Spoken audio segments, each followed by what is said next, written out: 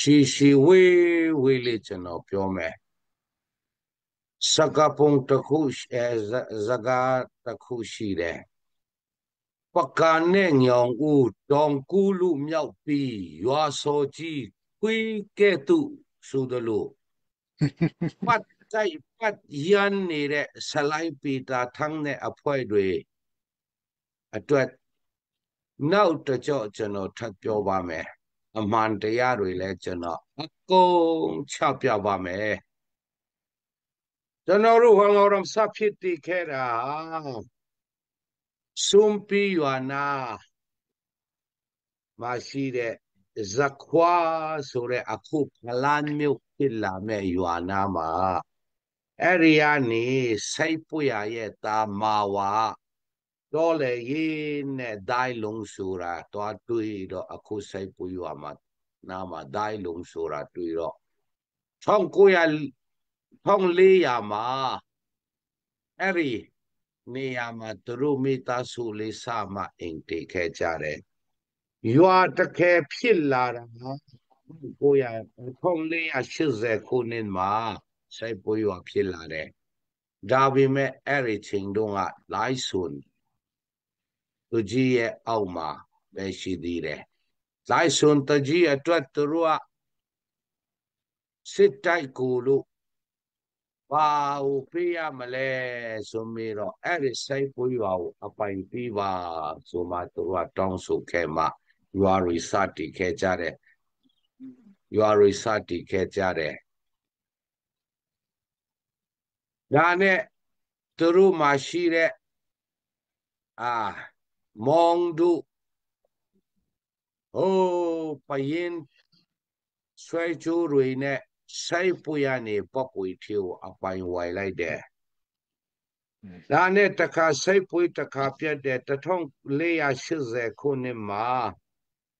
ထောင်းစိုက်ပွေးရွာဒုတိယကြိမ်စတည်တာ1480မှာထောင်းဒုတိယကြိမ်စတည်တယ်အဲ့ဒီကနေဘုံရမ်ဆိုတာရွာပေါင်း58ရွာနဲ့ရွာဖြစ်လာတာဒေသတစ်ခုဖြစ်လာတာ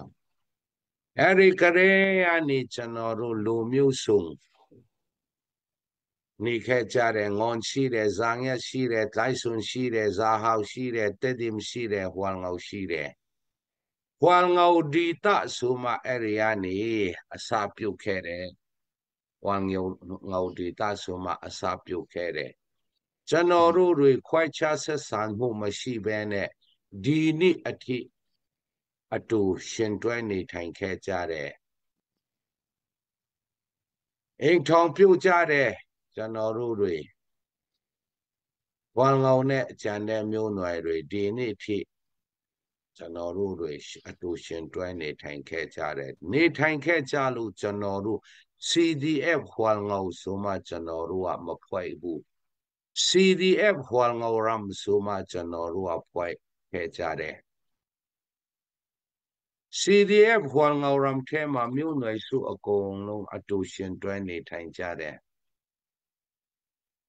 ချစ်ခင်နဲ့အတူရှင်တွဲနေထိုင်ကြတယ် CNO CNDF ပါကြတော့အဲ့ရာကိုလက်မခံဘဲနဲ့ဒီနေ့ဒီကျွန်တော်တို့ခေါ်ရင်လဲ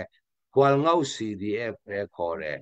မြို့နွယ်စုအနေနဲ့အခြေပြုတ်မှဖွဲ့စည်းတယ်တခြားမြို့နွယ်တွေကိုလက်မခံဘူးဆိုပြီးမှသူတို့အပဲကျွန်တော်တို့ဆွဲသူတို့အပဲကျွန်တော်တို့ခေါ်ဝေါ်တမုတ်နေတာကျွန်တော်တို့ဟွာငေါရမ်ရဲဘော်တွေမှာမြို့နွယ်စုအကုန်ဆုံးတဲ့ဗမာလည်းရှိတယ်ကလားလည်းရှိတယ်လက်ရှိချင်းပြည်ရဲ့ Federal တပ်ဆိုရင်ကျွန်တော်တို့ပဲရှိတယ်ဒါကိုကျွန်တော်အရင်ဥဆုံးပြောလို့တယ်ကျွန်တော်တို့စဖြစ်တည်ခဲ့တာနှစ်ပေါင်း900ကျော်800ရှိသွားပါပြီဒီတိုင်းပဲဟွာငေါဒီတဆိုတာဟွာငေါရမ်တစ်ခုတည်းမဟုတ်ပါဘူးဇာငက်ရမ်ရှိတယ်ငွန်ရမ်ရှိတယ်ဇာဟောက်ရမ်ရှိတယ်စင်ရှိတယ်ဒီတိုင်းပဲဒီဖက်မှာပြန်ကြည့်ရင်ဇောက်ဖိုင်ဇောက်သုံးလောက်သူအကုန်ရှိကြပါတယ်ဘယ်နေရာမှာမှဒီပြဿနာမရှိပါဘူးတွန်းဆောင်မှာဆွန်လဲဇောက်မီ ဒီတိုင်းပဲဒိုင်အကုန်ရှိကြပါတယ်သူဒေတာနဲ့သူဒါတွေကိုအင်္ဂလိပ်တွေကလည်းတည်တော့အင်္ဂလိပ်တွေဝင်လာတဲ့ချိန်မှာ circle အနေနဲ့သူတို့ကဒီတန်ခွဲအုပ်ချုပ်ခဲ့ကြတဲ့ကျွန်တော်တို့တခါမှကျွန်တော်တို့တွေတခါမှအင်္ဂလိပ်ကျွင်စစ်အစိုးရကျွင်မအပဇာဟောက်လက်အောက်ခံလက်တခါမှမရှိခဲ့ဘူးပါဘူးဒါကိုအများပြည်သူသိဖို့လိုတယ်ဦးနေဝင်းလက်ထက်မှာ၃မြို့နယ်ခွဲထားလို့သာကျွန်တော်တို့တွေဒါတွေဟာ၃မြို့နယ်မှာခွဲနေခဲ့ရတယ် USM မှာကြည့်ရင်လည်းလူပေါင်း8300လောက်ရှိတဲ့နေရာတွေအဲ့လိုတွေပဲစုဖွဲ့လာပြီးမှ United States ဆိုတဲ့အမေရိကန်ပြည်ထောင်စုဖြစ်လာတာဒါကိုလက်မခံနိုင်သေးသမျှတော့ကျွန်တော်တို့တွေပွတ်တိုက်မှုတွေထိတိုက်မှုတွေအများရန်ရှိမယ်ကွန်ကောရမ်တစ်ခုပဲထူထောင်တာမဟုတ်ပါဘူးဟာခါမှာလည်းစံထန်းလို့ရှိတဲ့ထန်တလန်မှာဇောက်ဖိတ်ဇောက်တုံးကျန်တဲ့မြို့နယ်တွေကကြီးကြီးနတ်နတ်နဲ့ခွဲပြကြပါတယ်ဒီတိုင်းပဲ CJDC မတိုင်ခင် CGTC မှာကရေယာနေကျွန်တော်တို့ကပါဝင်ခဲ့ပြီးသားပါ record တွေပြန်ကြည့်လို့ရပါတယ်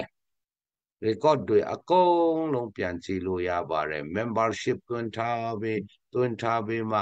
ဒီ CGTC ကနေ CJDC ထိကျွန်တော်တို့မှာပါဝင်ခဲ့တဲ့ပွဲဝင်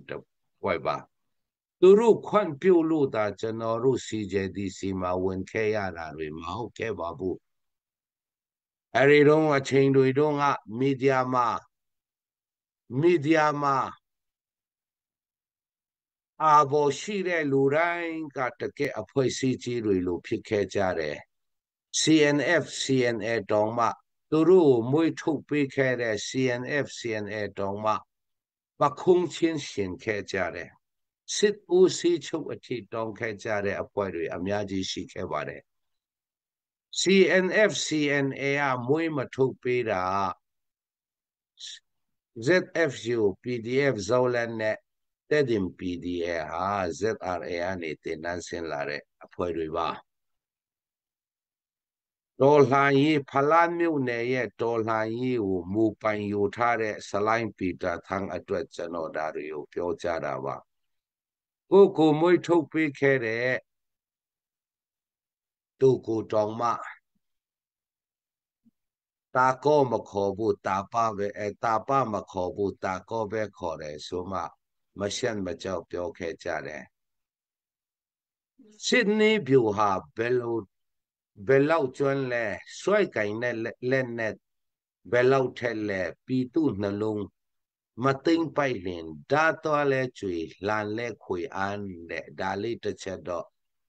ဆလိုင်းလတ်ထန်ကျွမ်းလေးတီဖူကျွန်တော်ပြောချင်ပါတယ်ခမညာဒီတိုင်းပဲကျွန်တော်တို့ဆဲလာတယ် CJDC မှာကျွန်တော်တို့သူတို့ CJDC မှာမရှိတဲ့ bylaw ကိုအကြောင်းပြမှကျွန်တော်တို့ suspend ခဲ့ကြတယ်အဲ့ဒီချိန်တွေတုန်းက CNO CNDF တို့တွေဆိုတာ CJDC မှာဖိပိုင်းရာထူးတွေယူထားခဲ့ကြတဲ့အဖွဲ့တွေပါသူတို့ကြိုက်တယ်လို့ချဲလဲခွင့်ရခဲ့ကြတယ်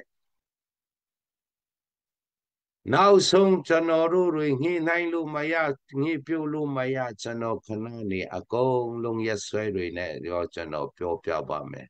မရတဲ့အချိန်မှာ CJDC မှာစုံငေကြားနာပွဲ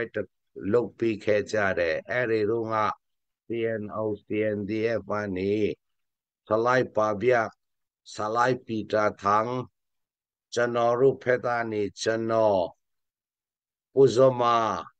ဦးလုံးဇွာလာလက်ရှိကျွန်တော်တို့ရဲ့ဒုဥက္ကဋ္ဌမျက်နှာချင်းဆိုင်ကြားနာတော့သူတို့တွေကျွန်တော်တို့ရဲ့ပြောကြားချက်တွေကိုပြန်မဖြေနိုင်ခဲ့လို့နောက်ဆုံးဝီလျံမောင်ကသူတို့ကိုစားပြောခဲ့တယ်ဝီလျံမောင်နဲ့ကျွန်တော်နဲ့ထိတ်တိုက်ဖြေရှင်းခဲ့ကြတယ် သူတို့နဲ့သဘောတူညီစာချုပ်ချုပ်ရှိတာမဟုတ်ဘူး CJDC ကနေအဲ့ဒီကြားနာချက်အရာထုတ်ပြန်တဲ့စာပါ CNO နဲ့ကျွန်တော်တို့နဲ့ agreement ဆိုင်ခဲ့တာမဟုတ်ပါဘူးအမှန်တဝက်အမှားအများကြီးပြောတတ်တာတော့ CNO CNDF တွေပါဒါတွေကိုပြည်သူတရက်လုံးသိဖို့လိုပါတယ် CJDC ကနေညှိနှိုင်းပြီးတဲ့စာထွက်လာတော့ CNO CDF NDF က CDF ခေါ်ငေါရမို့ CJDC ကပြန်လဲလက်ခံလို့ CJDC ကနေပါတယ်ဆိုမှစာတင်သွားတဲ့လူကဒီနေ့ထိပြန်ဝင်ပါတယ်ဆိုတဲ့စာမရှိဘဲနဲ့ CJDC ရဲ့ဆုံးဖြတ်ချက်စာကိုလက်ကင်ပြုတ်နေတာဟာရှက်စရာတအားကောင်းပါတယ်ဒါတွေဟာလူကြီးတယောက်အနေနဲ့မလုံတင်တဲ့ကိစ္စတွေပါကျွန်တော်တို့မြို့နယ်စုကိုစားပြုခြင်းမဟုတ်ပါဘူး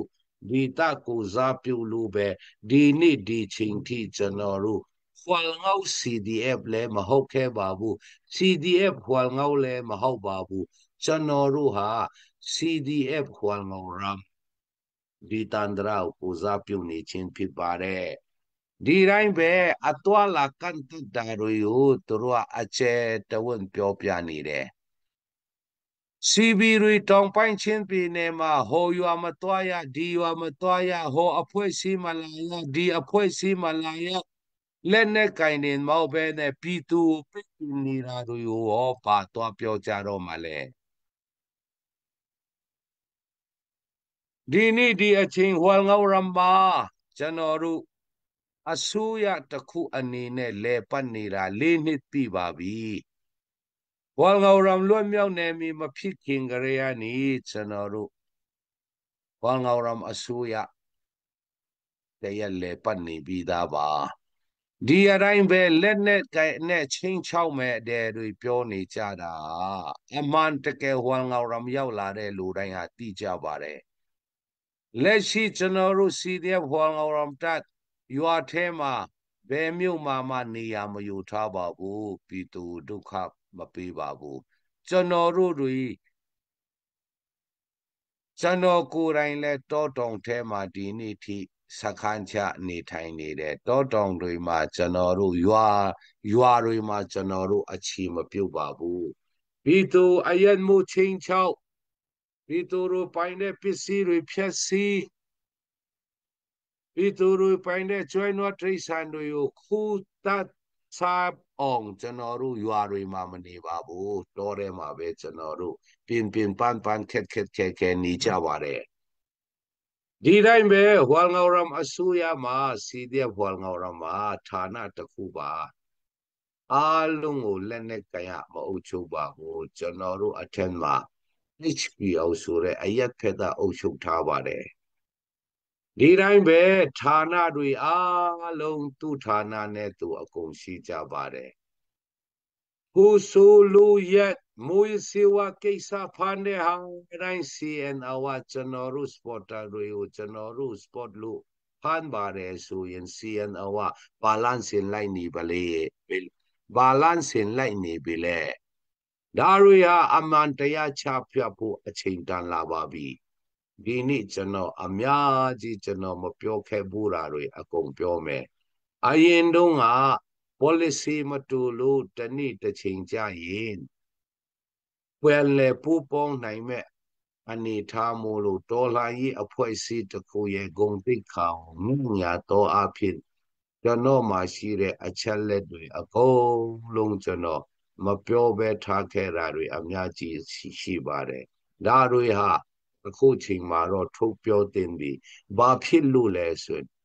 ခွေးယူလို့မြင်ရလိုက်ကြိုက်နေတဲ့အဖွဲ့တွေကိုငဲ့ညာနေလို့ကျွန်တော်စကားရိုင်းတော့ကျွန်တော်ခွန်လပါခွေးယူကဥတီယာတော့မှသူဘောင်းတိုက်မိတဲ့ဟာလိုက်ကြိုက်နေတဲ့ပုံစံဖြစ်နေတော့ကျွန်တော်လဲပြောတင်တာပြန်ပြောပါမယ်ကျွန်တော်တို့ CJDC မှာခွေးတူးပေါ်ကနေဝင်တာမဟုတ်ပါဘူး CGTC ကလေးနေ membership ဝင်ပြီးမှတန်းတူအခွင့်ရေးရမယ့်ကိစ္စကိုဖိနှိပ်ခံနေခဲ့ရလို့သာကျွန်တော်တို့ဒီနေ့ဒီအချိန်ထိရောက်လာရတာကျွန်တော်တို့မှလည်းကိုယ်ပိုင်ပြဋ္ဌာန်းခွင့်ကိုယ်ပိုင်ရပိုင်ခွင့်ရှိပါတယ် CNO ကဖလားမြို့နယ်မှာအခြားလက်နက်ကင်အဖွဲ့အစည်းမရှိရဘူးဆိုတဲ့မူသူတို့ပိုင်တယ်ရှိတယ်အဲ့ဒါသူတို့မူပဲလေတော်လှန်ရေးကိုသူတို့မူပိုင်ယူထားတာမှမဟုတ်တာတော်လှန်ရေးကိုလေလံဆွဲမှတရားဝင်မူပိုင်ယူထားတာမဟုတ်တာလူတိုင်းဟာကိုပိုင်လွတ်လပ်ခွင့်ရှိတယ်အဲ့လိုပြောကြစရန်ဆိုရင် CNF CNA 6 လုပ်တော့ကစစ်အစိုးရနဲ့စာချုပ်ထဲမှာချင်းပြည်နယ်မှာ CNF မှာအပမိဒီလက်နဲ့ကင်မြရှိခွင့်ထူထောင်ခွင့်မရှိဘူးဒါပေမဲ့ဒီနေ့ဒီချိန်မှာ CNF CNA ကသဘောထားကြီးနဲ့ဒီတော်လိုင်းရဲ့အတွက်အားလုံးကိုခွင့်ပြုထားတယ်ဘယ်သူနဲ့မှစာမချုပ်ထားတဲ့၄နှစ်ကျော်တက်တန်းရှိသေးတဲ့ EAO တော့မဟုတ်တဲ့အဖွဲ့အစည်းတစ်ခုအဒါကိုမူအနေနဲ့လက်ကင်ဆွဲရင်စစ်အာဏာရှင်နဲ့ဘာထူးမလဲကျွန်တော်တို့တွေစစ်အာဏာရှင်အောက်မှာမနေချင်ကြလို့ဒီနေ့ဒီအချိန်ရောက်လာပြီကျွန်တော်တို့မှာတော်လှန်ခွင့်ရှိတယ်ကိုပိုင်လွတ်လပ်ခွင့်ရှိတယ်ဒီအတိုင်းပဲငွန် CDF ဆိုင်မွန်မှာဆိုရင်လဲစခန်းတော်ဖြစ်စီပစ္စည်းတွေတင် CDF ဇာငဲ့ဒရမ်ဆိုရင်လဲဘယ်လောက်ထိသူတို့ကဒုက္ခပြီးခဲ့တယ်လေကျွန်တော်တို့တွေဆိုရင်လည်းဘယ်လောက်ထိဒုက္ခပြီးပြီလဲချင်းပြည်နယ်မှာ19မြို့နယ်ကိုမို့လက်ကင်မထားပါဘူး CNO ရဲ့တရားဝင်စာထုတ်ထားတဲ့နေရာမှာတီဆဲဥပရိအယဖလားမြို့နယ်မူလို့ဆိုတဲ့စကားစာတွေပါလာတယ်တီဆဲဥပရိဆိုတာ2008ဖွဲ့စည်းပုံအခြေခံဥပဒေကိုကျွန်တော်တို့မကြိုက်လို့တော်လှန်ကြတယ်သူတို့ကတော့2008ဥပဒေကိုကြိုက်အတွက်တော်လှန်ရေးလုပ်နေကြတယ်ကျွန်တော်တို့ဟောငေါရမှာသူတို့ရဲ့ပြည်သူတွေရှိပါတယ်မှန်ပါတယ်ပြည်သူတွေကရှိခွင့်ရှိပါတယ်ဒါပေမဲ့ဟောငေါရမ်တခုလုံးရဲ့အုပ်ချုပ်ရေးကိုကလန်ကဆန်လုပ်ဖို့အတွက်ရှိတဲ့ပြည်သူအတွက်နဲ့ကျွန်တော်တို့မှာကျွန်တော်တို့ရဲ့သူတို့စကားပြန်နှားတုံးလိုက်ရရင်ကျွန်တော်တို့ရဲ့ policy ကိုကျွန်တော်တို့မပြောနိုင်ဘူးဒီအတိုင်းပဲ CDF ဟောငေါရမ်ထူထောင်လာရချင်းပေါ်ပေါက်လာရချင်းဟာအများပြည်သူစန္ဒအယပေါ်ပေါက်လာရချင်းဖြစ်တယ်အမြပြည်သူစန္ဒအယပေါ်ပေါက်လာရချင်းဖြစ်တယ်ဒါကိုအားလုံးကြားသိဖို့လိုအပ်တယ်အမှန်တရားကိုသိဖို့လိုအပ်တယ်ရီမြို့နယ်မှာဖြစ်နေတဲ့ကိစ္စတွေသူတို့အကြောင်းပြလာတဲ့ကိစ္စတွေဟာသူတို့ရဲ့စပေါ်တာ9ယောက်ကိုဖမ်းမိတယ်ဖမ်းထားတယ်သူတို့ကိုထောက်ခံလို့ဖမ်းထားတယ်ဆိုမှသူတို့ကအကြောင်းပြတယ်ဒုတိယအချက်က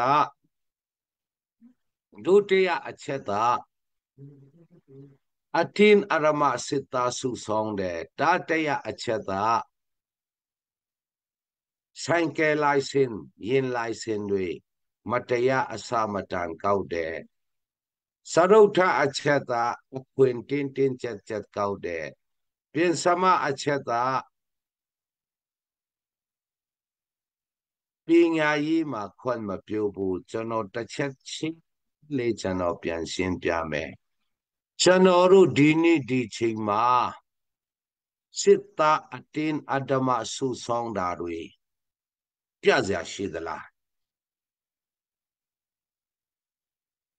HPO အနေနဲ့စာထုတ်ထားတာရှိသလားဟုတ်ပြီစုမယ်ကောင်းတယ်ခင်ဗျားတို့အကြံပေးလို့ကျွန်တော်တို့စုမယ်စစ်တင်တန်းတက်ဖို့မတက်ရင်9သိန်း3သိန်းရောခိုင်းတယ်ဆိုတာတွေဟာဘယ်မှာခင်ဗျားတို့စီတဲ့ဘော်ကောင်ရမစာထုတ်ထားတာတွေ့တယ်လေရွာရန်reserve force အတွက်သူတို့ပြင်ဆင်လာကြတယ် reserve force in အားဟာကျွန်တော်တို့တအားကြီးသွားပြီကျွန်တော်တို့ဟောငေါရမ အသက်16နှစ်သားနေတော့65နှစ်ချင်းဟာကျွန်တော်တို့ရဲ့ reserve force တွေဆိုရင်ကျွန်တော်တို့ပြောလို့မမှားဘူးအကုန် uniform ရှိတဲ့လိုအပ်တဲ့ချိန်မှာအကုန်လက်နဲ့ကင်နိုင်တဲ့အဆင့်ရှိတိုင်းဒါကိုကြောက်ပြီးမှတစ်ဖက်လှဲ့နဲ့အများတို့မဟုတ်တရားတွေလိုက်ဆွဲနေတယ်အမှန်တကယ်စစ်မှုမထမ်းမနေရတွေစစ်သားစစ်ဆုဆောင်နေတာတွေဟာစီစီရဒီနေ့ထိမလုပ်သေးဘူးစီဘီတွေရလုပ်နေတယ်အဲအတွက်စစ်သားလည်းဆုဆောင်ပေးတယ်မင်းတပ်ကံပလက်မတူပီတွေမှာအတင်းအရမစစ်သားဆုဆောင်တာတွေဟာမင်းလို့ကြားလို့မဆုံးတော့ဘူးခွေးကလူကိုပြန်ဟစ်နေတာရီဖို့ကောင်းတယ်ဆိုင်ကယ်လိုင်စင်ကားလိုင်စင်တင်နတ်လိုင်စင်တင်နတ်လိုင်စင်ဟာပြည်သူမှာလက်နဲ့အများကြီးရှိရင်အန်ဒရဖြစ်လာနိုင်တဲ့အနေအထားတွေရှိနိုင်တယ်ဒီတိုင်းပဲကြောက်ပရိစုံကျွန်တော်တို့စူးစမ်းမှ law and order တွားနေတဲ့အချိန်မှာဒါတွေဟာရွာတရွာမှာလက်နဲ့တင်တယ်လည်းရှိတယ်လေဆိုတာကျွန်တော်တို့ဘာလို့မဆိုရနေနဲ့တိတင်တိထိုက်လို့လိုအပ်တဲ့အချိန်မှာအဲ့ဒီတင်တဲ့တွေကိုချက်ချင်းအသုံးပြုနိုင်ရမယ်အဲ့ဒီမို့အရာကျွန်တော်တို့တွားနေတယ်လက်နဲ့ပုံစံကျွန်တော်တို့ဖတ်မှာပဲဆိုင်ကယ်လိုင်စင်ကားလိုင်စင်ချင်းလန်ကောင်စီကျွန်တော်တို့ပေးထားတဲ့ license တွေ CL03 ကနေစတယ်ချင်းလန်ကောင်စီမှာတမတ်ထားတဲ့ဝန်ငေါရမ CL03 ကျွန်တော်တို့ကစိုးရတဲ့အနေနဲ့ပုံမှန်လည်းပတ်နေတဲ့ဒီတန္တရာအစိုးရတခုမို့လို့ဒါတွေကိုကျွန်တော်တို့ကကျက်မှတ်မှကျွန်တော်တို့လှုပ်ဆောင်နေတယ်ပညာရေးကျမ်းမာရေးကျွန်တော်တို့အုပ်ချုပ်ရေး၄နှစ်တာကျွန်တော်တို့တွားနေပြီကျွန်တော်တို့ပညာရေးဟောင်းတော်မှာပညာရေး board committee ရှိတယ်ဒီအနဝရိမျိုးကိုကျွန်တော်တို့သိမ့်မှခုပြီးမှပညာရေးလာလုပ်တယ်တနှစ်ဗောက်ဘစ်ကျောင်းကတော့အရင်ကလုပ်တာတော့မှန်ပါတယ်ဒါပေမဲ့စစ်အစိုးရစစ်တပ်သူကျွန်တော်တို့ CDF ဟောင်းတော်နဲ့ CNF ဦးဆောင်မှုနဲ့ကျွန်တော်တို့ CDF ဟောင်းတော်မှာကျွန်တော်တို့တိုက်ထုတ်လို့လွတ်မြောက်နေပြီဖြစ်မှပြန်ဖွင့်နိုင်တဲ့ဟာတွေပါချင်းစင်တော့တာလဲတနှစ်ပဲရှိပါသေးတယ်ဟွာငေါရမို့ကျွန်တော်တို့တွေးနဲ့အသက်နဲ့ရင်းပြီးမှကျွန်တော်တို့လွတ်မြောက်နေပြီဖြစ်အောင်ကျွန်တော်တို့တိုက်ထုတ်ပြီးမှသူတို့ကဒါတွေကိုခိုးဖွင့်လာတယ်ပြီးခဲ့တဲ့ပညာသင်နှစ်မှာလဲကျွန်တော်တို့သူတို့အသိပေးပါတယ်ဒီတခွင့်ပြုပါနောက်နှစ်မှာကျွန်တော်တို့ join ပါမယ်ကျွန်တော်မှလည်းပညာရေး board committee ရှိတယ်ကျွန်တော်တို့ပညာရေးအခုနောက်ပိုင်းဆိုချင်းလန်ကောင်စီချင်းလန်ကောင်စီလာနေ NUG ကျွန်တော်တို့ပညာရေးတွေကျွန်တော်တို့ online မှာကျွန်တော်တို့မကြည်ညာဘူး data လို့မဟုတ်ဘူးကျွန်တော်တို့ကတော်လှန်ရေးသူရေး political ဝင်စီ political ဝင်ရှင်းတော့မှအဲ့လိုဖန်ချက်ငင်တွားနေတာကျွန်တော်တို့မှာ nursing college တို့အစ pre college တို့အစရှိတယ်ချင်းလန်ကောင်စီမှာချင်းလန် college ကိုရှိတယ်ကျွန်တော်တို့မှာလို့ပြောက်တော့မဟုတ်ဘူးပြောက်တော့မဟုတ်ဘူးကျွန်တော်တို့မှာစနစ်တကျကျွန်တော်တို့လုပ်ထားတယ်ဒါတွေကို join ဖို့ကျွန်တော်တို့ကလုပ်တာချင်းပြည်နဲ့လေကကြောင်းခွန်မပြုတ်ဘူးမဟုတ်ဘူးဟောငေါရံပညာရေးချင်းလန်ကောင်စီပညာရေးနဲ့ join ရင် college ထိတော့မှကျွန်တော်တို့ပုဂ္ဂလိကကြောင်းခွန်ရှိတယ်ဒါပေမဲ့ဟောငေါရံပညာရေးပေါ်ချင်းလန်ကောင်စီပညာရေးပေါ်ဒီအောက်မှာရှိရမယ်ဒါကိုကျွန်တော်တို့ကလုပ်နေတာဒီတိုင်းပဲအုတ်ချုပ်ရေးမိုးတွေမှာကျွန်တော်တို့ CDF ဟောငေါရမှာဝင်မဆွတ်ဘူးပြီးတော်လှန်ရေးကာလမှာအများပြည်သူကျွန်တော်တို့တွေဟာဒီတော်လှန်ရေးမအောင်မြင်သေးဘူးလွတ်မြောက်နေပြီတချို့လေးတွေရှိလာလို့တော်လှန်ရေးအောင်မြင်သွားတာမဟုတ်ဘူး Federal Democracy full မှကျွန်တော်တို့ရသေးတာမဟုတ်ဘူးဒီတိုင်းပဲခဏလေးတော့ကျွန်တော်ကိုရှိရနာနေဖုန်းခေါ်နေဟုတ်ကဲ့ဆလိုင်းပီတာထန်းတို့ဆလိုင်းထောင်းတို့ပြောတယ်လို့ဟွာငေါရမ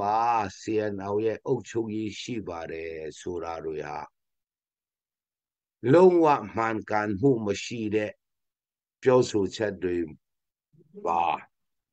ဒါတွေကိုပြည်သူတွေသိဖို့လိုတယ်ကျွန်တော်တို့မှာ Victoria စီယုံတို့တွေရဲ့ဒုတိယလို့ကျွန်တော်တို့မှာစီယုံဆိုရင်လည်းခွိုက်စိတ်အကုန်လုံးလုံးနိုင်တဲ့အဆင့်ကျွန်တော်တို့မှာရောက်သွားကြပါပြီဒါတွေဟာကျွန်တော်မပြောချင်တဲ့ကိစ္စတွေမပြောအပ်တဲ့ကိစ္စတွေအဲ့ဒီစီယုံကိုပဲဖလားမြုပ်တိုက်ပွဲတွေမှာခမရတို့ CNO CNDF တွေအကျိုးရှိအတုံးချကြတဲ့မဏိတနည်းအားလဲခမရတို့နဲ့အတူတိုက်တဲ့ YA ရော Army ရလို့ကျွန်တော်တို့စေကိုပေးခဲ့ရပါတယ်ခမရတို့ရဲ့အချင်းတွေကိုပြင်ဖို့လိုပြီးစီကိုပေးတယ်အခမဲ့စီကိုပေးတယ် FOC free of charge ဆိုမှကိုပေးတယ်ကိုပေးလာတော့ဘာဖြစ်လာပြန်ပြီလဲဖလားမြုပ်နေမို့လို့ကျွန်တော်တို့လည်းပိုင်တယ်ဖြစ်သွားရောဒါတို့ဟာကျွန်တော်တို့ကိုတူကိုထားနဲ့ run နေရတဲ့စီယုံတွေပါခမရတို့အဆက်တရားလေးတော့နည်းနည်းရှိကြပါဒီတိုင်းပဲကျွန်တော်ပြောပြမယ်အခုဒီနေ့ဖြစ်စဉ်တွေမှာအဲ့ဒါနဲ့ဆက်ဆက်ပေးမှလည်းအရင်ကဖြစ်စဉ်တွေကျွန်တော်အကုန်ပြောမယ်ကျွန်တော်တို့ရဲ့18ရက်ညဖြစ်စဉ်မှာအဲ့ဒီမတိုင်ခင်မှာ CNO CNDF ရဲ့ COC ချုပ်နဲ့အကျဉ်းကျွန်တော်ဖုန်းကနေ message နေစကားပြောကြတယ်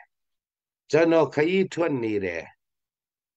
ဗမာဖုန်းရောအိန္ဒိယဖုန်းရောလိုင်းမရှိတဲ့နေရာတွေရောက်နေတယ်လိုင်းရှိတဲ့နေရာမှာကျွန်တော်ပြန်ဖြေတယ်ဒါတွေသူတို့က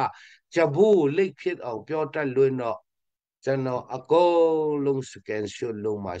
save ထားပါတယ် HPO ဥက္ကဋ္ဌခွိုက်စိတ်မှုအကြီးစားခွိုက်စိတ်မှုခံရလို့စီယုံမှာ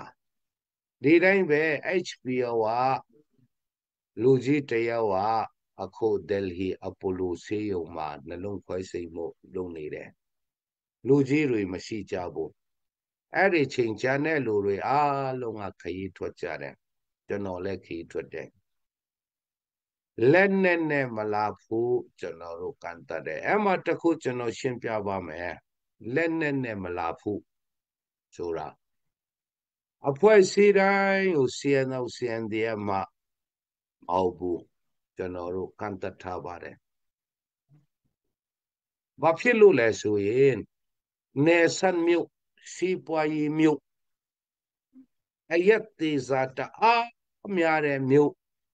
ချိန်လို့တိမ့်လို့မရရင်ပြည်သူအထိတ်တလန့်ဖြစ်စေဖို့ပြည်သူတွေဟာစစ်ကောင်စီကိုရဲ့ဖြည့်ဒိတ်ချုပ်ချယ်မှုအဝါနေလွတ်ပြီးပြည်သူတွေကိုကျွန်တော်တို့ဒီစစ်ဝတ်ဆုံလက်နဲ့တွေနဲ့ကျွန်တော်တို့မချင်းချောက်စေချင်ဘူးအထူးသဖြင့် CNDF ရဲဘော်တွေဟာလက်နဲ့ဝင်လာရင်ချောင်းမှာအရန်မို့တင်အပြစ်ပြဒနာရှာအချင်းကြုံခဲ့ရတယ်ဂျန်တဲ့အဖွဲ့တွေလည်းကြုံခဲ့ရတယ်အဲ့ဒါကြောင့်ကျွန်တော်တို့ဒါကိုတင်းကြပ်လုပ်ထားတယ်သူတို့လာချင်တဲ့ပုံစံအင်အား150လောက်နဲ့ရိမာအောင်ပွဲခံမယ်ခွတ်ချင်မာအောင်ပွဲခံမယ်ဒါဟာပြီးရင် HPO နဲ့တွေ့မယ်ဆိုတာလက်နဲ့ချင်းချောက်ပြီးမှလက်နဲ့အင်အားပြပြီးမှသူတို့ကဆွေးနွေးပွဲလုပ်ချင်တယ်လို့ပဲကျွန်တော်တို့လူကြီးတို့ရတတ်မှတ်လို့လက်နဲ့ဖြတ်ခွင့်မပြုနဲ့ဆိုမှကျွန်တော်တို့ဦးထောက်ကျွန်တော်ငင်ကြထားတယ်ခမရတို့ဖြတ်ချင်ရင် uniform လက်နဲ့မပါပဲဖြတ်ပါလူကြီးတွေအနေနဲ့ဆိုရင်သူတို့ရဲ့ bodyguard လုံခြုံရေးအတွက်10ယောက်ထက်မပူတဲ့လက်နဲ့ကင်နဲ့ဝင်ပါ ရိုးရိုးသားသားလူအတွက်တော့ဒါတွေဟာဘာမှပြဿနာမဖြစ်ဘူးနောက်ဆုံးကျွန်တော်ဘယ်လောက်ထိပြောခဲ့တယ်လဲဆိုရင်ကျွန်တော်လည်းဖလန်းမျိုးနဲ့ဖလန်းဖက်ချမ်းဇာဟောက်တောင်ကျော်တွေအမဲရန်ခရိုက်ထွက်နေတယ်ဘော်ဒီကတ်2ယောက်ထက်ပိုမပါဘူးဆိုမှကျွန်တော်အဲ့လောက်ထိပြောတယ်မလာနဲ့အောင်ဆိုတော့သူတို့ကမဖြစ်အောင်လာတာပဲဒီတိုင်းပဲလက်နဲ့ပတ်သက်လို့ကလေးခရိုင်အယူဂျီတို့ရအစားကျွန်တော်တို့ကျိုးအကြောင်းကြားတယ်ကျွန်တော်တို့ရဲတော်စီမှာလက်နဲ့အပ်တယ်ကိစ္စရတိုင်းမှာလက်နဲ့ကင်နဲ့ဖိအားပေးတယ်ဆိုမှသူတို့ပြောကြတယ်ရိမြို့မှာကျွန်တော်တို့မနေပါဘူးရဲတပ်ဖွဲ့တွေပဲနေတယ်သူတို့ပြောတယ်လို့မြို့ထဲတွေပြည်သူလက်နဲ့ချင်းချောက်တာတခုမှမရှိဘူးခုနကျွန်တော်စကားမိသွားလို့တရားဝင်ပဲအဲ့ဒီအခုကျွန်တော်တို့မွေးစီဝါနံပါတ်4ဟောင်ယာချီဖန်ထားတဲ့ကျောင်းတွေဟာသူတို့ရဲ့ CNO ရဲ့ဖွင့်ထားတဲ့ကျောင်းပါဆိုပြီးမှသူတို့ရည်ထားတဲ့ကျွန်တော်ပြန်ထားတဲ့စာကျွန်တော် screenshot မှရှိပါတယ်အဲ့ဒီကျောင်းအုပ်ကိုယ်တိုင်ကလည်း CNO ပညာရေး board committee ရပါဒီတိုင်းပဲမနေ့ကလာတနေ့ကလာပီတာထန်းပြောသွားတာကျွန်တော်တို့တွေစစ်ကောင်စီမကင်းရှင်းခင်ကလေးကနေကျောင်း2ကျောင်းရှိပါတယ်လို့ပြောတယ်တဲ့သူတို့တွေပြောတာသူတို့စကားပါသူတို့ကျောင်းမှန်ကန်တယ်ဟုတ်တယ်ဆိုတာစစ်ကောင်စီကိုကျွန်တော်တို့တိုက်ထုတ်ပြီးမှသူတို့ကခုပွင့်တဲ့ CNO ရဲ့ကျောင်းချင်းစင်တ်ကြီးကြတဲ့ကျောင်းကကျောင်းကျွန်တော်တို့ပြန်ထောက်ပြနေတာကလေးတုံငယ်ရှိမှအဲ့ဒီ number 4တွေပန်းတယ်ကျွန်တော်တို့တရင်ရလို့ကလေးတုံငယ်ကိုထွက်ခိုင်းတာတရင်ပြီးရဲ့တရင်ပြီးချက်အရာမူကျူကျောင်းမူလို့ကျွန်တော်တို့က number 4မဖမ်းရဘူးလားကျွန်တော်ပြပါမယ်ရှင်တော်ပညာကြီးဟိုအမျိုးသမီးဟာနာမည်ဘယ်လိုလဲမသိဘူးကလေးတွေကိုအရင်ထွက်ခိုင်းပြီးမှကျွန်တော်တို့အဲ့ဒီ number 4ကိုဝင်ဖမ်းတာပါ number 4ကိုဘယ်လိုဖွက်ထားတယ်လို့ခင်ဗျားတို့ထင်တယ်လဲမူကျူစာအုပ်တွေနဲ့ထားတဲ့ဂျက်ဖာပုံးတွေထဲမှာမူကျူစာအုပ်တွေနဲ့ဖုံးပြီးမှအထဲမှာ number 4ဟောင်း429ဟောင်းကျွန်တော်တို့ပါနေတယ်ပညာရေးဘန်းပြပြီးမှ number 4ကုန်တယ်လို့နေကြသလားတော်လန်ကြီးကိုဘန်းပြပြီးမှ number 4ကုန်တယ်လို့နေကြသလားဒါကျွန်တော်ရဲ့မိတဲ့မိခွင်းမှာကျွန်တော်ခင်ဗျားတို့ကြည့်တဲ့ချိန်မှာပြန်ဖြီးပြီးကြပါဖွက်ထားတာလဲမူကျူပညာမူကျူစာအုပ်တွေကြားထဲမှာမူကျူစာအုပ်ထဲထားတဲ့ချက်ပါတွေထဲမှာအထဲမှာ number 4အပြင်ကနေမူကျူစာအုပ်နဲ့ပုံထားတယ်ကလေးသူငယ်ကိုပြုစုခြင်းတဲ့လူက number 4နဲ့ပြုစုမှာလားဒါလေးတစ်ချက်ဟုတ်ပြီစကားကျွန်တော်ပြန်ဆက်မယ်အင်အား150ကျော်နဲ့ကော့ဆိတ်ကဲမှာဝင်တူးလာတယ်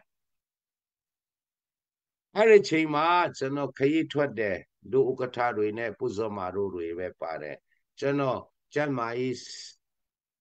check up လုပ်ဖို့ဆရာဝန်ကကျွန်တော်ချိန်ထားတဲ့ရန်မှာကျွန်တော်တောက်လျှောက်ပြန်သွားတယ်ကျွန်တော်ရိရောက်နေတယ်ဒုဥက္ကဋ္ဌတို့အဖွဲ့ပုဇောမာတို့အဖွဲ့ကအဲ့ဒီညမှာဒိုက်ခဲလျာမှာညအိမ်နေကြတယ်မွန်တက်ကော့ဆိုင်နဲ့ဒိုက်ခဲလာနိုင်ဝတ်ဆိုင်ကဲနဲ့ကားနဲ့နိုင်ဝတ်ပဲတွားရတာအဲ့ဒီဒုဥက္ကဋ္ဌအဖွဲ့နယ်လှည့်တဲ့အဖွဲ့မှာသူတို့တွေရဲဘော်တွေ30ကျော်ပါတယ်အဲ့ဒီကော့ဆိုင်စခန်းမှာ9ယောက်ပဲရှိတယ်ရဲဘော်9ယောက်နဲ့ reserve force 4ယောက်9ယောက်ပဲရှိတယ်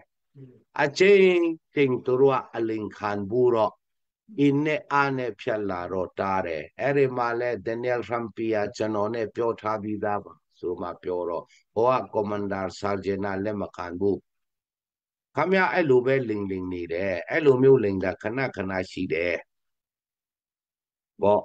အဲ့လိုလိန်တာခဏခဏရှိတယ်အဲ့ဒါကြောင့်ကျွန်တော်မယုံဘူးဆိုတော့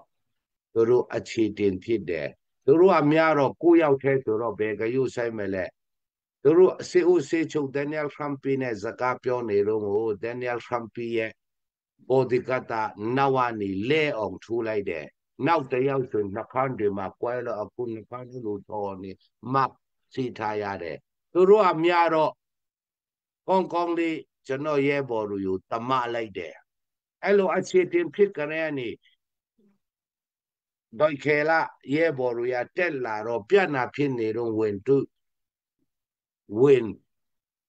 ရောက်ချလာပြီးမှအဲ့လိုမထိန်နိုင်မသိမ့်နိုင်ကိစ္စဖြစ်သွားတယ်သူတို့ပြောသလိုတော်သေးတယ်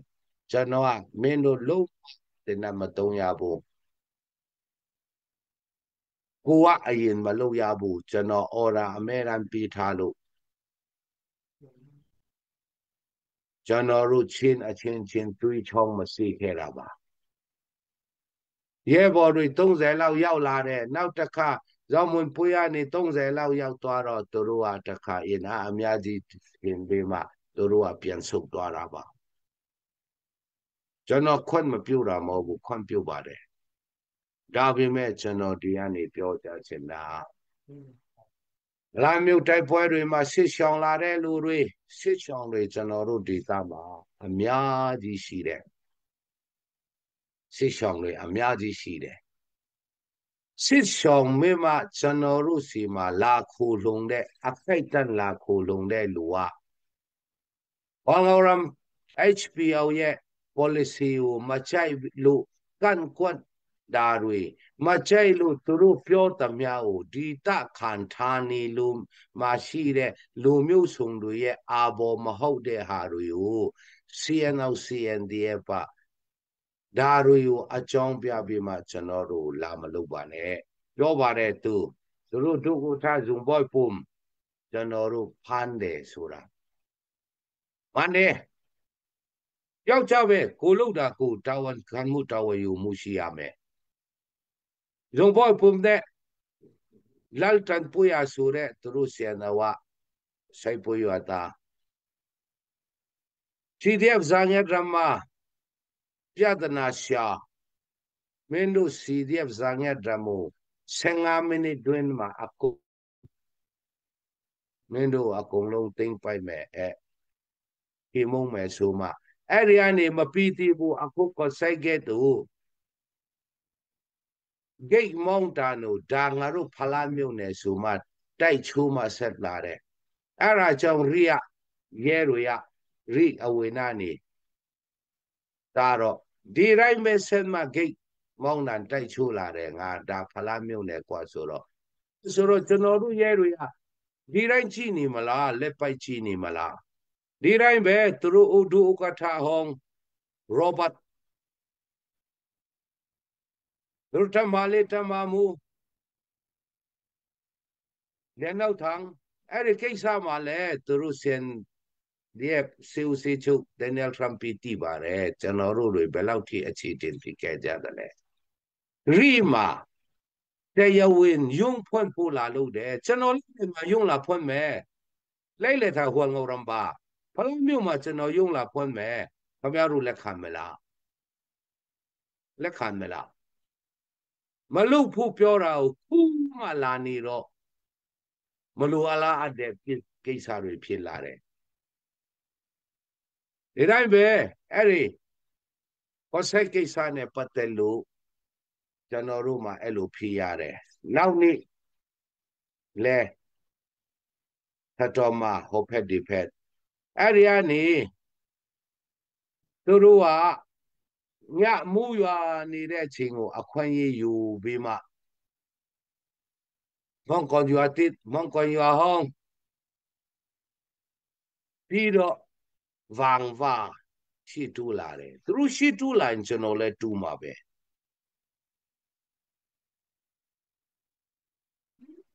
ကျွန်တော်တို့ပြည်သူတွေဗန်ဗာရွာဆိုရင်ရွာကြီးမှာမနေနဲ့ရွာပြင်မှာနေပြီးပါတိဘော်နဲ့ဗန်ဗာနဲ့အဆက်မှာနေပြီးပါလုံနေတာခုထိသူတို့က မရှုပ်ချင်ဘူးဒီတိုင်းပဲသူတို့တွေက လော့စပီကာတွေနဲ့အော်တရွာတယောက်ယောက်ျားတိုင်းရရလက်နဲ့ထတော်မှာရှိတဲ့ကျွန်တော်တို့တွေကိုတိုက်ရမယ်မလာတဲ့လူဟာရွာမှာရွာနေနှင်ထုတ်မယ်အလုံးတုံတကြိုခွတ်မပြုတ်ဘူးဆိုမှသူတို့ကလော့စပီကာတွေနဲ့အော်ရောလော့စပီကာတွေနဲ့အော်အဲ့လိုဆိုတော့ကျွန်တော်တို့ပြည်သူတွေရွာတိုင်းကပြည်သူတွေရလဲ CNO CNDF ကမြို့နယ်စုချင်း tribal war အတွက်သူတို့ကပြည်သူတွေကိုစုနေတယ်ကျွန်တော်တို့ရဲ့ရွာကျွန်တော်တို့ရဲ့အိမ်ကျွန်တော်တို့ရဲ့မိသားစုကာကွယ်ဖို့လူတိုင်းရရလက်နဲ့တိုင်းမှာလာကြပါဆိုမှကျွန်တော်တို့ပြည်သူတွေလည်းអော်လိုက်တော့ကော့ဆိုင်မှာလူ1000ကျော်ဖြစ်သွားရောကျွန်တော်တွားရောက်ထိန်းသိမ်းခဲ့ရသေးတယ်ဒါတွေဟာဖြစ်လာမှာမဟုတ်ပါဘူးဆိုမှနောက်နေ့တခါပြန်တအိမ်တယောက်ရရလက်နဲ့တိဘွာလ်တဲမှာလာရမယ်မလာတဲ့လူတွေကိုရွာနေနှင်ထုတ်မယ်ဖြစ်လို့အင်းအ300 400လောက်ဟောဖက်ခွန်လုံဒါတတိဒီဟိုင်ဖက်တွေဇုံတဲဇာဟောက်တောင်ကျော်တွေရနေလာတယ်ဖြစ်တော့တခါကျွန်တော်တို့ဝါငေါရမ်ထဲရွာတွေဟောSimpísim tedo asa kung long kare ne laro apni ma chano pian ton ting ting ke yare along o cho ma pian kan yare chano ru ye bo ru ye ayi achin no khamya ru yong chi ba chano ru sit tat do tong ma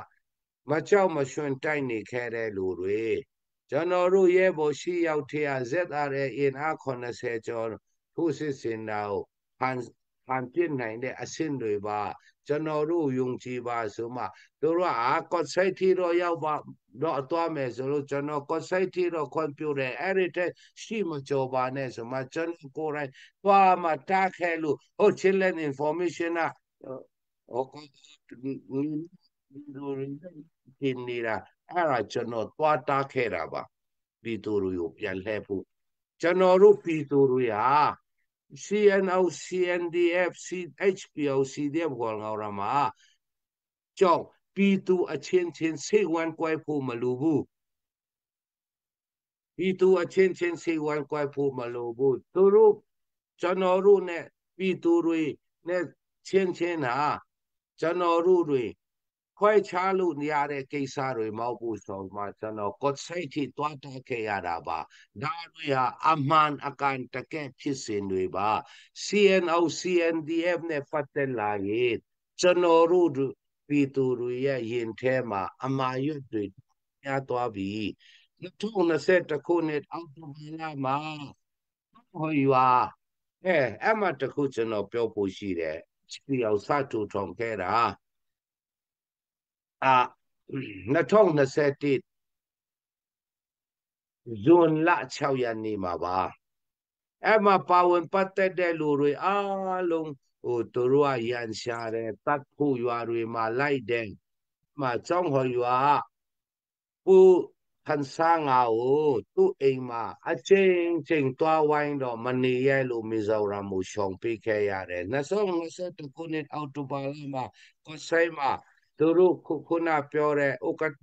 ဌရောဘတ်ကအစည်းအဝေးချင်းချောက်မှအစည်းအဝေးခေါ်တယ်မင်းတို့တတိရှိရင်ဒီနန်းတက်ဖို့သွားပါဆိုပြီးမှချင်းချောက်ခဲ့တယ်2021ခုနှစ်အောက်တိုဘာလ17ရက်နေ့မှာစစ်တင်နန်းသွားမဲ့စီရီယဝမ်ငေါရမ်အတွက်စစ်တင်ဗစ်တိုးရီယာကိုစစ်တင်နန်းသွားမဲ့လူတွေကိုလာမျိုးအနေသူတို့ CNDF ပါပြကဆိုရဲလူကတင်နန်းနဲ့ချင်းချောက်မှကိုဆိုင်ကိုခေါ်သွားရောဘတ်နဲ့တွန်းတွေ့ခိုင်းတယ်ထိန်ချောက်ခံခဲ့ရတဲ့လူတွေဟာအခုလက်ရှိကျွန်တော်တို့ရဲ့ဒုဥက္ကဋ္ဌကိုလမ်ဇွာလာကိုယ်တိုင်ပါတယ်ဒီတိုင်း2021ခုနှစ်နိုဝင်ဘာလ9ရက်နေ့မှာဆရာလာမျိုးမှာရွာလူငယ်တွေဗော်လီဘောပုံနေတာကို CNDF ပထမ CNDF ပါလက်နဲ့ချင်းချောင်းမင်းတို့ဟွမ်ငေါရမ်တို့ဟွမ်ငေါလိုမျိုးတို့ကိုအကုန်ပစ်တတ်ပါမယ်ဆိုမှလက်နဲ့ချင်းချောင်းခဲတော့ရွာငယ်လူတို့ရဒီမခံမရနိုင်ဖြစ်လို့ဒုတ်သားတွေပြန်ဆွဲမှအဲ့ဒီကိစ္စဟာပြီးသွားတယ်2021ခုနှစ်နိုဝင်ဘာလ14ရက်နေ့မှာ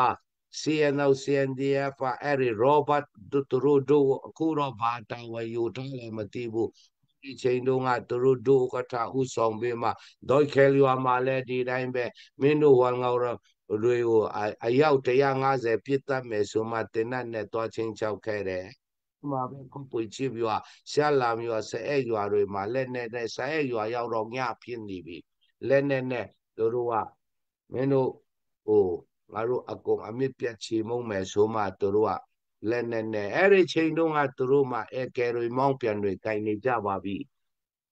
2021ခုနှစ်နိုဝင်ဘာလ26ရက်နေ့မှာအခုလက်ရှိဘာတာဝန်ယူလဲမသိဘူး CNO CNDF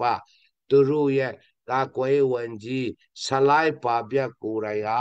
ကျွန်တော်တို့ရဲ့ရန်ကုန်ကမ်ဌာနချုပ်ကိုလက်နဲ့ဝင်လာဖို့လို့တောင်းလုံးမှာထိတ်တရင်ဆိုင်ခဲ့ရပြီးပြီ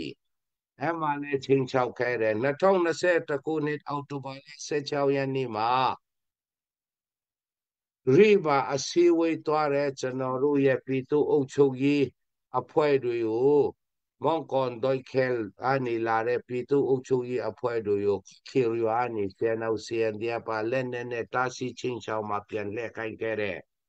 2022ခုနှစ်အောက်တိုဘာ17ရက်နေ့မှာ number 4ဖန်မီတဲ့ကိစ္စတဲ့ပတ်သက်လို့number 4ဖန်မီတဲ့ကိစ္စနဲ့ပတ်သက်လို့မောင်ကော်ရွာသား number 4ဆေဟောင်းနဲ့ကျွန်တော်တို့စီတဲ့ဘောင်ငေါရမပထမဆုံးအကြိမ်ဖန်မီတဲ့ number 4ဖန်မီတဲ့ဆေဟောင်းကိစ္စနဲ့ပတ်သက်လို့ကျွန်တော်တို့ရဲ့ထင်းချမ်းစခန်းကိုအင်အား39ယောက်နဲ့သူတို့ကဝင်စီးဖို့လုပ်ခဲ့တယ်တငင်းကျွန်တော်တို့မှာတိုက်ဖို့အစင်တီအဲ့ဒီတော့ငါပီတာထန်းကပြောခဲ့တယ်မင်းတို့ဟောငေါရမို့ငါပြင်းနေပြထားပြီ firing order ငါပြထားပြီပြောတယ်အဲ့ကွာငါတော့ပြင်းပြစရာမလိုဘူးရဲဘော်တွေမှာသူတို့ကိုခံကာကွယ်ဖို့အကုန်လုံးပြင်းရှိပြီးသားပါဆိုမှကျွန်တော်ပြန်ဖြေခဲ့ဘူးတဲ့ဇလိုက်ပါပြန်နဲ့လေအဲ့ဒီတော့ငါတော်တော်လေးကိုတငက်လုံးပေါက်CJD ဆရာငင်းနိုင်ရေးဆလိုက်ကပ်ချင်ထန်တို့တို့ရတငယ်လုံးငင်းနိုင်လို့မနဲ့မူလင်းမှာကျွန်တော်တို့အဆင်ပြေခဲ့ကြတယ်အဲ့ဒီချိန်ကလေးကနေ number 4ကိစ္စနဲ့ပတ်သက်လို့ကျွန်တော်တို့ထိတ်တိုက်ဖြစ်ခဲ့ကြတယ် CNDF CNO ကျွန်တော်တို့ဟွမ်ငေါရမို့ပြင်းမင်းပေးတာဆလိုက်ပီတာထန်ကိုယ်တိုင်ပြင်းမင်းပေးခဲ့တာငါးချိန်ရှိခဲ့ဘူးပါပြီ19ရက်နေ့ဆယ်လ2020年မှာကျွန်တော်တို့ဟွမ်ငေါရမ်ခမောယတာဒီရင်လိုမျိုးဘုထန်းဇဆာဝအကြောင်းမဲ့53နှစ်ရှိတယ်အကြောင်းမဲ့ဖန်စီသွားပေးမှဒီနေ့ထိအလောင်းတောင်ပြန်မပေးဘူး2023ခုနှစ်ဇူလိုင်လ12ရက်နေ့မှာကျွန်တော်တို့စီဒီအမ်ဟွမ်ငေါရမ်တပ်တွေဇန်ရဒရမ်လိုက်လက် operation လိုက်လက်လိုက်စစ်စရေးတွားနေတဲ့အချိန်မှာပီတာတန်းကိုယ်တိုင်ဥဆောင်ပြီးမှရဲဘော်54ယောက်နဲ့တခါအခုလိုမျိုးပဲဝင်တိုးလာလို့ရှာလာမှနေကျွန်တော်ကိုယ်တိုင်တားဆီးခဲ့ရပြီးပါပြီ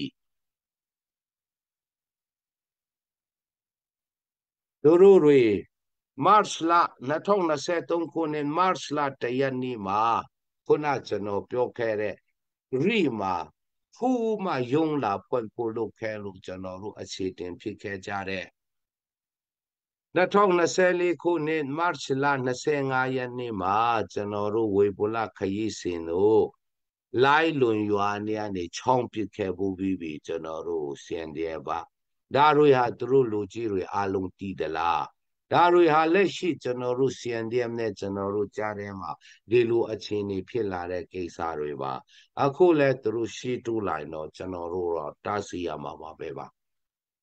တွေ့ဆုံနေနိုင်ဖို့ကျွန်တော်တို့ကမလိုချင်တာမဟုတ်ပါဘူးသူတို့အရင်တုန်းကကျွန်တော်တို့တွေ့ဆုံဖို့အချိန်ချင်းစူးစမ်းခဲ့ကြတယ်သူတို့တွေကလက်မခံဘူး CNDF နဲ့တော့ကျွန်တော်၅ချိန်တွေ့ဖို့ပါပြီ တပ်အချင်းချင်းဟာကျွန်တော်တို့မှာပြဿနာမရှိခဲ့ဘူးပါဘူးတပ်အချင်းချင်းပြဿနာမရှိခဲ့ဘူးပါဘူးခြုံကျုံ operation ထိကျွန်တော်တို့အကုန်လုံးအတူတူတိုက်ပွဲဝင်ခဲ့ကြပါတယ်တပ်အချင်းချင်းတွေ့တယ်ဆိုရင်အားလုံးပြည်လဲတယ်ဒါပေမဲ့နှလမခံဘူး CNO ကကျွန်တော်တို့နှိမ့်နိုင်ထားတဲ့ဟာကိုသူတို့ကအမဲရန်ချိပေါက်တယ် CNDF ကချိုးပေါက်တာမဟုတ်ဘူး CNO ကချိုးပေါက်တာပါကျွန်တော်တို့တပ်အချင်းချင်းတော်လိုင်းရေးအတူလုပ်တဲ့လူတွေအချင်းချင်းဟာအဲ့လိုအနေထားတွေထိကျွန်တော်တို့မရောက်ချင်ပါဘူးလက်ရှိရိမာကျွန်တော်တို့ပြည်သူရဲတွေနဲ့ reserve force တွေဖမ်းမိတဲ့ number 4ဟာသူတို့ကိုယ်တိုင်ပြီးသားပါ CNO ကသူတို့ရဲ့အကြောင်းဥပပါဒါလိန်လို့မရတဲ့အမှန်တရားတွေပါကလေးသူငယ်တွေကိုဆောင်းလျှောက်ဖို့လူတယောက်ကနံပါတ်4နဲ့ဆောင်းလျှောက်မလားဒါလေးကျွန်တော်မြေခွန်းထုတ်ချင်ပါတယ်ကျေးဇူးတင်ပါတယ်ပူဇော်ဆန်းလူကဒါတွေ